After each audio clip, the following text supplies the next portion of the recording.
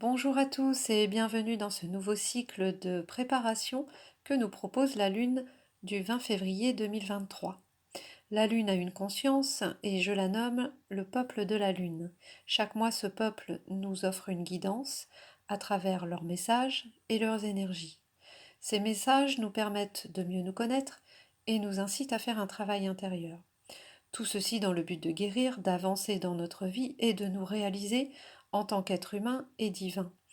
Je vous invite à retenir ce qui résonne en vous par ces messages et à mettre en pratique ce qui vous paraît juste pour vous, aujourd'hui et maintenant. Je vous propose maintenant d'écouter les messages de la nouvelle lune de ce 20 février 2023. Le premier message. Dans ce cycle, nous vous demandons de vous rassembler entre vous et de créer des liens. Deuxième message. C'est une période de délégation au profit de la lumière. Troisième message.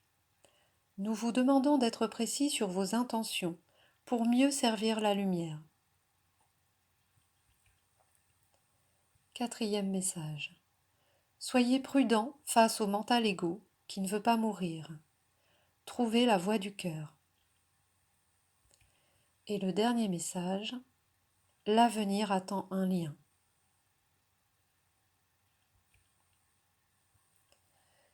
Maintenant, laissez agir l'énergie de tous ces messages en vous.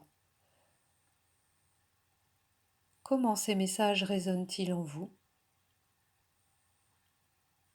Savez-vous ce que ça signifie pour vous ? Laissez-vous du temps.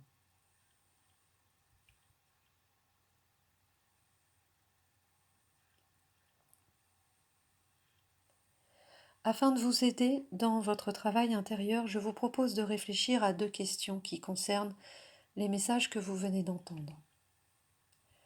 La première, comment pouvons-nous nous rassembler et créer un lien ? C'est ce que la Lune nous propose dans ce cycle. Le rassemblement peut être physique, mais aussi énergétique. En nous concentrant sur l'énergie du cœur, nous pouvons nous relier à d'autres êtres. Nous venons tous de la même énergie et nous sommes tous reliés par cette même énergie. Si on prend davantage le temps de se relier entre nous et d'avoir conscience de ce lien très fort qui existe entre nous, nous pouvons développer un rassemblement et un lien puissant.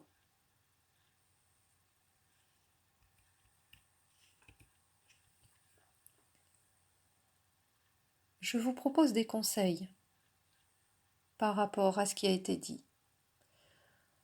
Ouvrez-vous davantage au monde spirituel, comme par exemple, vous pouvez lire des livres, des nouveaux livres, faire des stages, faire des soins, faire des ateliers qui pourront ouvrir votre esprit, pas forcément que spirituel. D'ailleurs, vous pouvez très bien ouvrir votre esprit dans la création, dans la créativité, dans le chant. Ça peut être dans le chant, oui, dans la peinture. Ça peut être de faire un stage de clown, par exemple.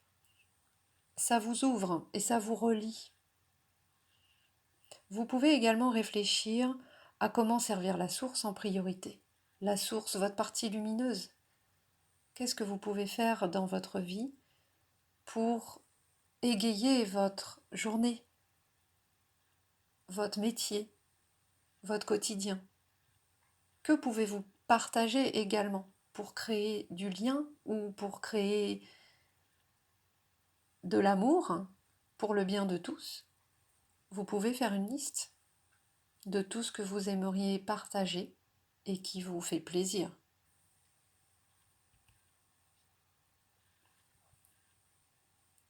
La deuxième réflexion, qu'est-ce qui résiste encore en nous et qui ne veut pas mourir? On nous propose dans ce cycle de laisser le passé.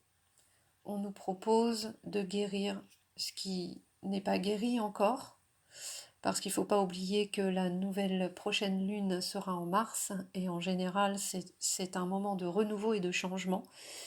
Et donc ce cycle-là nous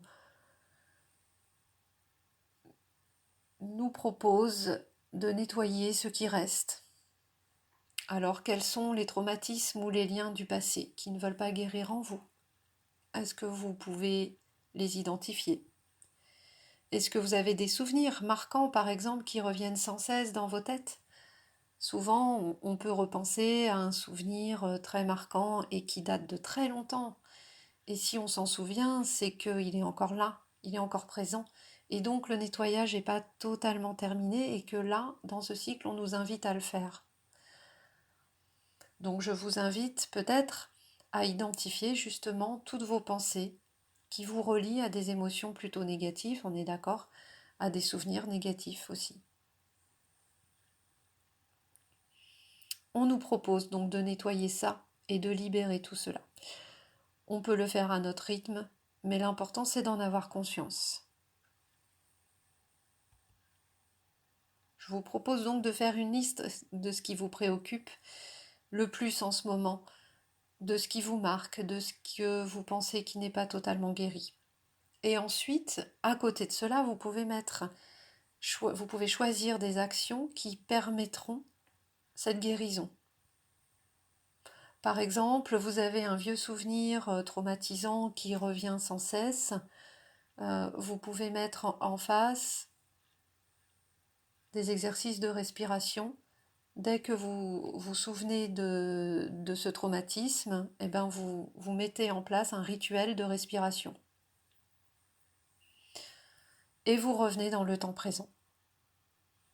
Vous pouvez aussi vous faire plaisir, c'est un moment où il faut se nourrir. Si on nettoie, on vide. Et quand on vide, eh ben après, c'est bien de re-remplir, mais avec de la bonne énergie. Et re-remplir avec de la lumière, de la créativité. Donc faites-vous plaisir. Si vous aimez dessiner, dessinez. Si vous aimez chanter, chantez, dansez, sortez. Allez vous divertir. Et là, vous nourrissez ce que vous venez d'enlever.